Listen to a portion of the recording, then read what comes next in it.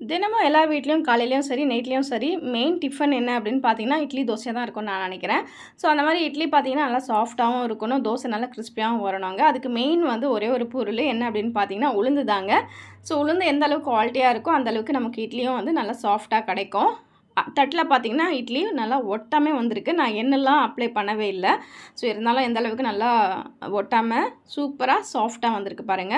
அதே மாரி நல்லா உப்பி கலராவும் நல்லா ஒயிட் கலர்லேயும் இருக்குங்க. முன்னாடிலாம் பார்த்தீங்கன்னா, ரேஷன் அரிசி மட்டும் தான் போடுவேன். உளுந்து போடுவேன். ஆனா வந்து எனக்கு இட்லி இந்த அளவுக்கு சாஃப்ட்டாலாம் கிடைக்கவே கிடைக்காது. இப்போ நான் உளுந்து வந்து என் ஃப்ரெண்டு கிட்ட வாங்க ஸ்டார்ட் பண்ணதுலேருந்து நல்லா சூப்பரா வந்து சாஃப்ட்டா கிடைக்குது எனக்கு இட்லி.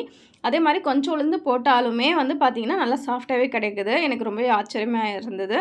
ஸோ இதுக்கு முழுக்க முழுக்க ரீசன் வந்து உளுந்து தான்னு அப்போ தான் எனக்கு தெரிஞ்சது. உளுந்து நல்ல குவாலிட்டியா இருந்தா மட்டும் தான் வந்து நமக்கு வரக்கூடிய இட்லியும் பார்த்தீங்கன்னா, நல்லா சாஃப்ட்டா சூப்பரா இருக்குங்க.